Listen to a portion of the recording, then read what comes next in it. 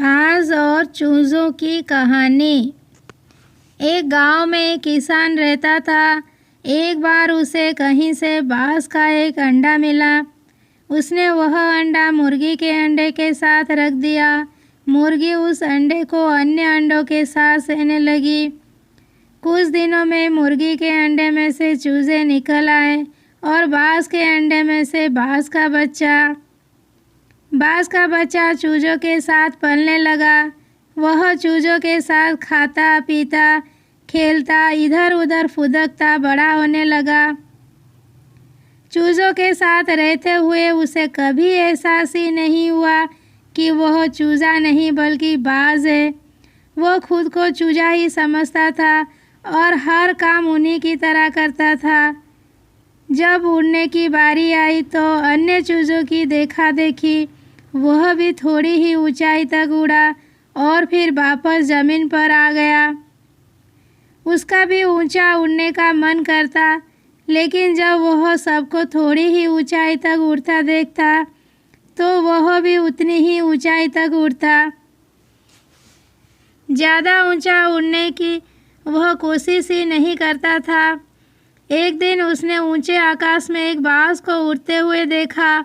इतनी ऊंचाई पर उसने किसी पक्षी को पहली बार उड़ते हुए देखा था।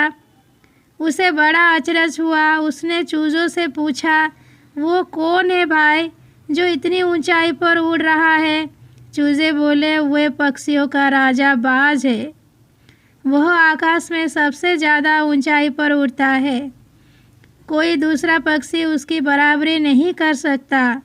यदि मैं भी उसके जैसा उड़ना चाहूँ तो बाज ने पूछा, कैसी बात करते हो? मत भूलो तुम एक चूजे हो। चाहे कितनी ही कोशिश कर लो, बाज जितना नहीं उड़ पाओगे। इसीलिए व्यर्थ में ऊंचा उड़ने के बारे में मत सोचो। जितना उड़ सकते हो उतने में ही खुश रहो। चूजे बोले। बाज ने यह बात मान ली और कभी ऊंचा उड़ने की कोशिश ही नहीं की। बाज होने बावजूद वह पूरी जिंदगी मुर्गी के समान जीता रहा। सीख, सोच और दृष्टिकोण का हमारे जीवन पर बहुत गहरा प्रभाव पड़ता है। हम सभी क्षमता और संभावनाओं से परिपूर्ण हैं। चाहे हम कैसे भी परिस्थिति में क्यों ना हो, हमें आवश्यकता है अपनी क्षमता पहचानने की और अपनी सोच तथा दृष्टिकोण को व्यापक बनाने की। हम स्वयं को चूजे समझेंगे तो चूजे ही बनेंगे और बाज समझेंगे तो बाज बनेंगे। खुद को कम ना समझे, अपनी क्षमता को सीमित ना करें, बाज बने और जीवन में ऊंची उड़ान भरें।